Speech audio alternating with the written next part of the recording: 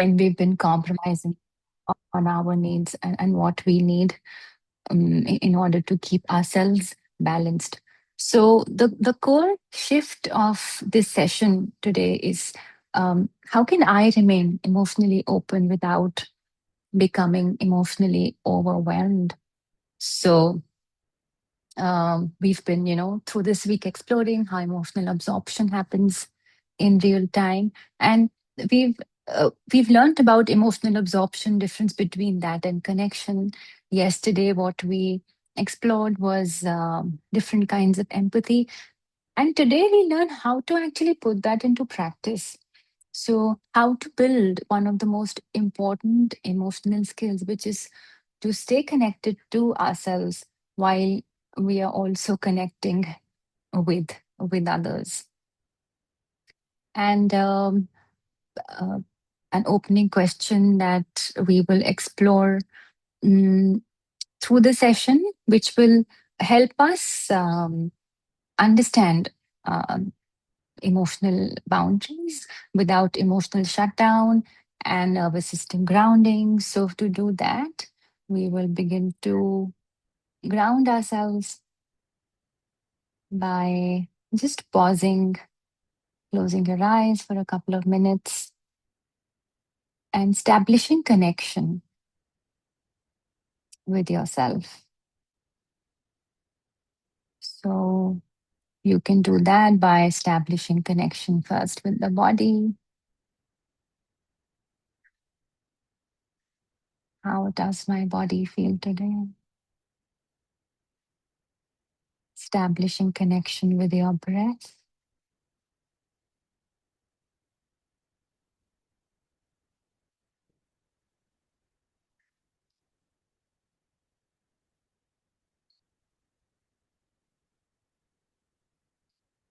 And asking yourself, who in your life affects your nervous system the fastest? Who in your life affects your nervous system the fastest? Could be a partner, a parent, a child, a colleague, a friend, anyone.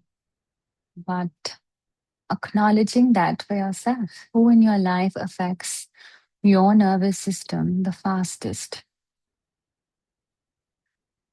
Because some people can change our internal state very quickly within seconds. And we were never really taught how to remain emotionally grounded while staying connected. So you can also complete the sentence for yourself. Today, I want to stay more grounded when this happens. When, say, someone is upset, conflict happens, someone criticizes me, emotions become intense. So today, I want to stay more grounded when so and so happens.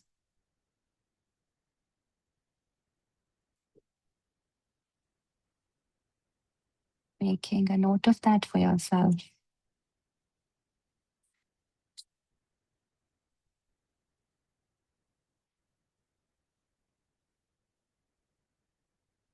And then we move on to understanding a bit about why we lose ourselves around strong emotions. Now, day one, we learned about mirror neurons. We learned about emotional contagion because human nervous systems are constantly influencing one another. And this happens especially in close relationships. So, an angry parent can change the nervous system. A stressed partner can affect your body. Tension in a room can change your breathing because emotional intensity can spread really quickly. And without awareness that this is happening or we are tending to do this, we can automatically begin matching emotional states. And you can even reflect on this and think about it. Like if somebody around you is really stressed, it somehow rubs on to how you're feeling, even though you might not be able to define it really well.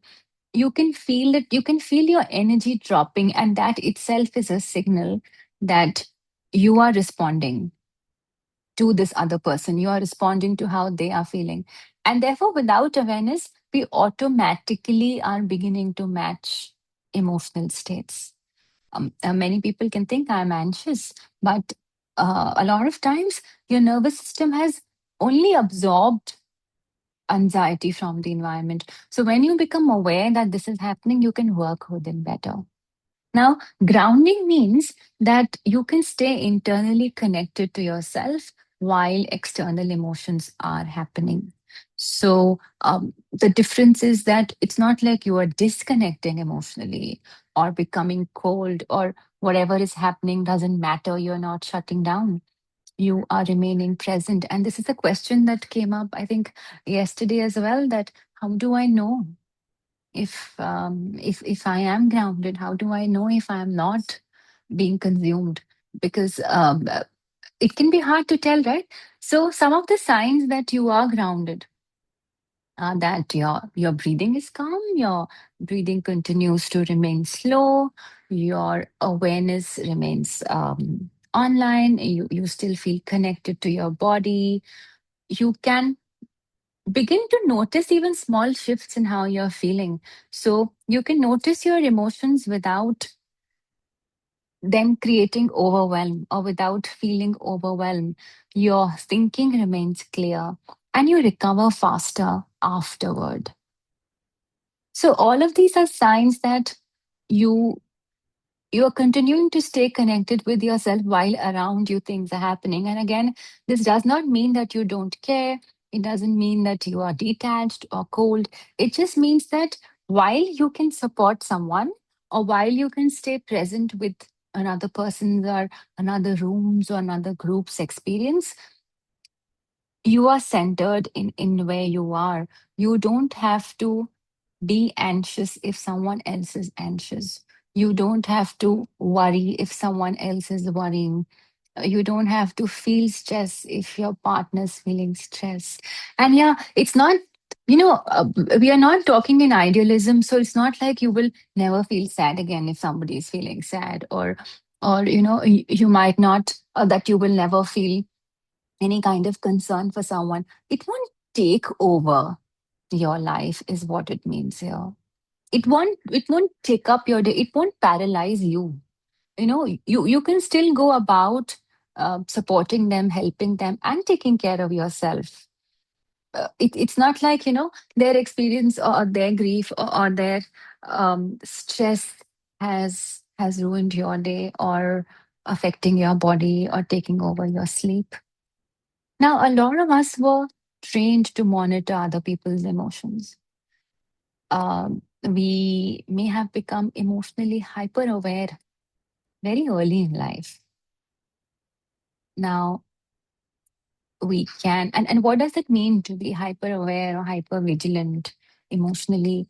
Is that some of us, we could be, if say we are in an environment, or we are with someone, especially, we are someone who's very close to us, we are constantly scanning for moods, for any shift in tone, for any kind of emotional tension, any signal, sign of conflict, any disappointment, any change, unpredictability.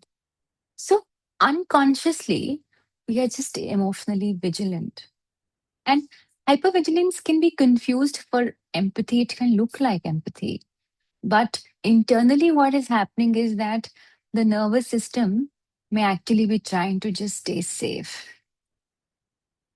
And just to go over this, again, that hyper awareness, hyper vigilance is the state when you are really watching, observing, reading another person's change in mood, in tone, in behavior, um, and you're very quick to pick it up. Now, you may think this is empathy, but what you're actually doing is that your nervous system is just trying to regulate itself. Why does this happen? This can happen because, especially, if it's something that's picked up from childhood, it happens when we grow up around emotional unpredictability of any kind. So, say caregivers or adults, parents were emotionally unpredictable. So, in order to stay safe or feel secure, we had to be watching them for any change in their mood. And we grow up, having this. We might think it's a skill. We grow up really being hyper vigilant around people's moods and emotions. It could be because we are conflict avoidant. So any chance of conflict, any possibility that things might escalate, can feel unsafe. So in order to avoid that from happening, we are again very closely looking out for any signs of, this person's mood shift or energy shift. It could happen because of people pleasing. We are so, eager, or we are so conscious that we don't disappoint, or that we can extend ourselves even without being asked for. um, we can be the one to support. We have to be there. We are really looking out for any distress. So as soon as, we notice someone is changing, or some kind of distress might be taking over someone, very quick to respond. We can also, be conditioned, or we can also be told that I'm the calm one. So if I am the calm one, I cannot be flustered. I cannot show stress or emotion that is in any way uh, excited, or in any way intense. So then again, I am looking out for signals, and I am trying to see if I can constantly monitor myself, and prevent myself from any kind of emotional intensity. It can be because we are playing the role of emotional caretaking. If we happen to be around, or grow up around, or share spaces with around very strong personalities, then it can be difficult to relax. So even in those cases, we could be hyper vigilant or hyper aware. Now, yeah, so as we've been saying, that empathy can be at times misunderstood, and at times we may think that if we are if we have any kinds of boundaries with our emotions, that we are not loving. But the truth is that boundaries are actually loving, because what can happen is that we can tend to fear boundaries because we associate boundaries with rigidity, with say, things like rejection. And when that happens, we can tend to feel that if we establish, or if we draw any kinds of um, lines around what is me, and what is another, then it means that there is disconnection, or that I am, there's a gate, there's a barrier between me and this other person. However, healthy emotional boundaries allow relationships to remain sustainable. Why? Because if we don't have boundaries, one, emotional exhaustion can grow. When we are constantly taking care, extending ourselves, we can get tired. And when we get tired, we also become resentful. So a lot of times, what happens is that there are times people don't expect us to do as much, or expectations are too high, but we never say no. So when we keep giving and giving and giving, there can come a time when we can feel like, why am I not getting anything back? Or why am I not being appreciated enough for whatever I do? Or why do I never get to rest? So, um, but the truth is that either you've overextended, so you've given a lot without being asked for, or you've never been able to say no. So yeah, there is fatigue, there is tiredness, absorption has increased a lot, your nervous system is depleted, and you're no longer, you're no longer giving from a place of love.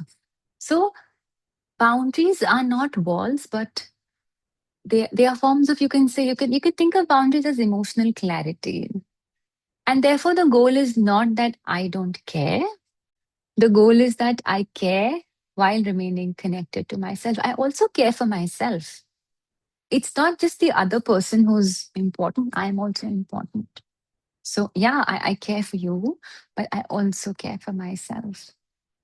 Now, how can we stay grounded in real time? And we'll discuss a few tools that can help us do that. So one is that you could, if you're feeling like big emotions have come up, there is overwhelm, there is no clarity, mm, you can use your body. So you can say, feel your feet touching the floor.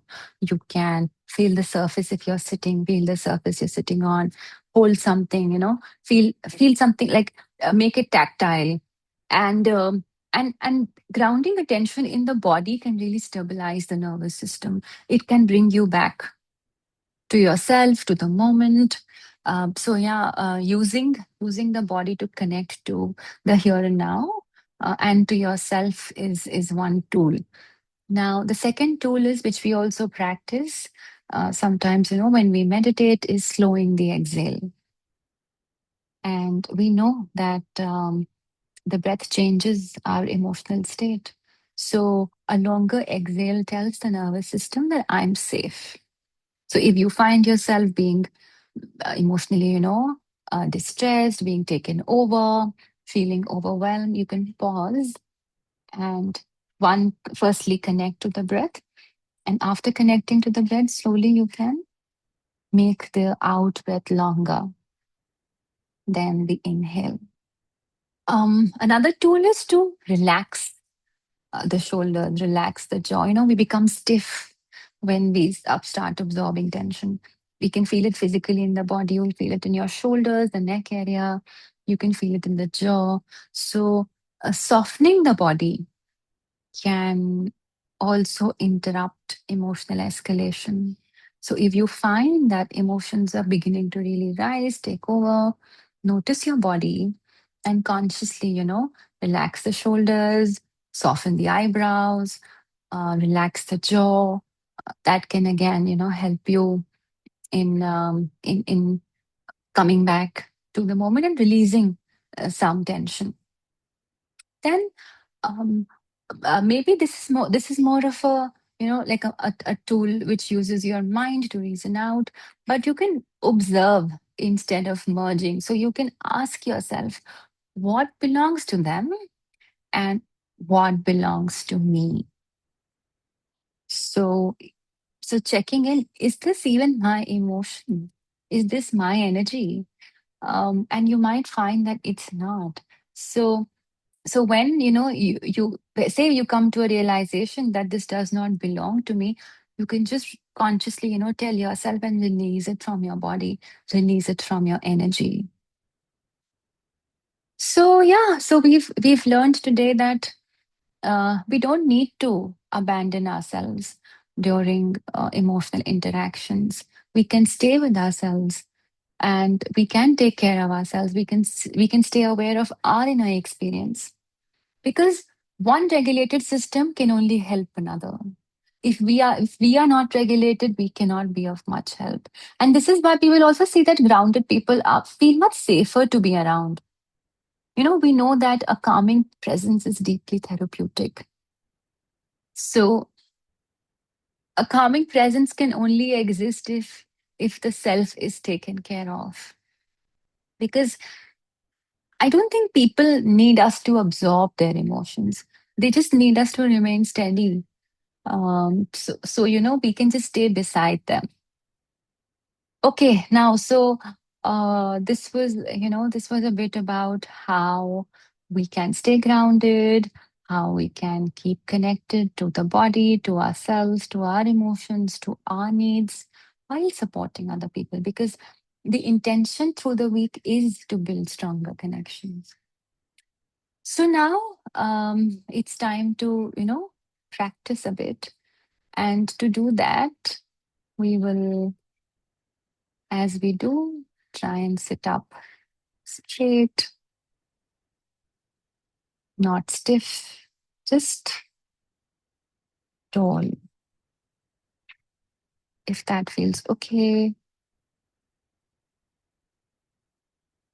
if you feel comfortable, you can close your eyes or just lower your gaze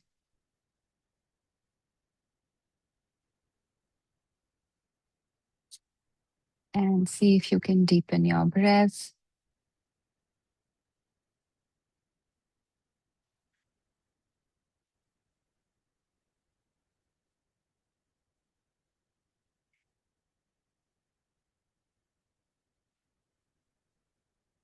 And if that feels fine, you can bring your awareness to your feet.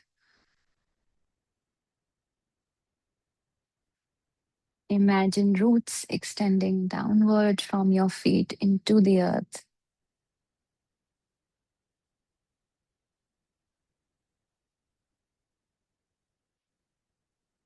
connecting you to the core of the earth,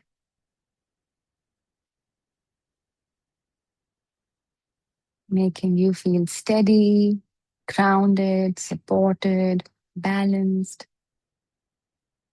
safe, held.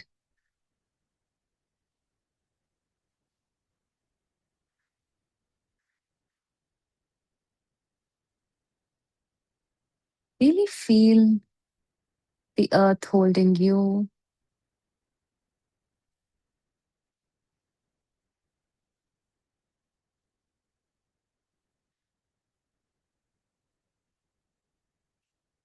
And now, just imagine you're sitting, um, your feet are planted, there are roots connecting you to the earth, and above you, there are all of these emotions moving around like weather.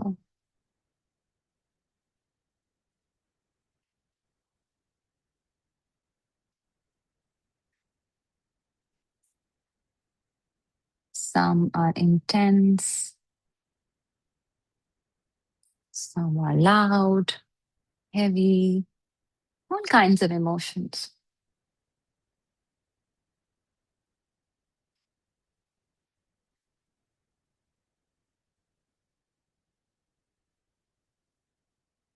And yet, beneath all of that that's happening around you, you are still steady. The ground remains steady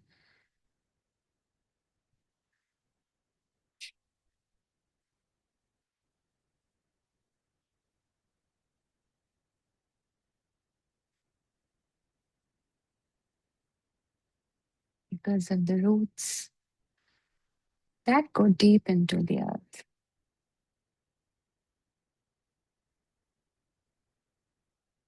You can remain open hearted without being swept away by emotions.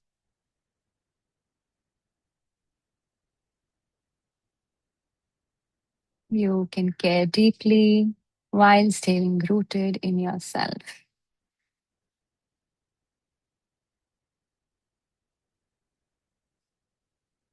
And then setting an intention for yourself. I am beginning to strengthen my ability to stay emotionally present without losing my center. I am beginning to strengthen my ability to stay emotionally present without losing my center. I am beginning to strengthen my ability to stay emotionally present without losing my center.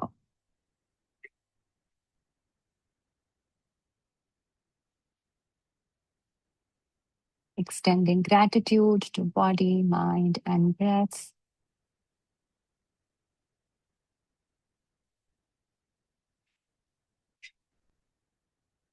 Bringing gentle movement, wiggling your toes and fingers.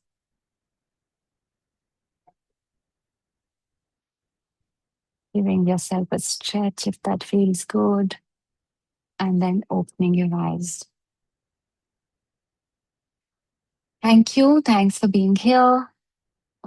Tomorrow we'll explore emotional over responsibility and we'll continue with this module. Any questions, any comments, anything you want to share? You could do that now.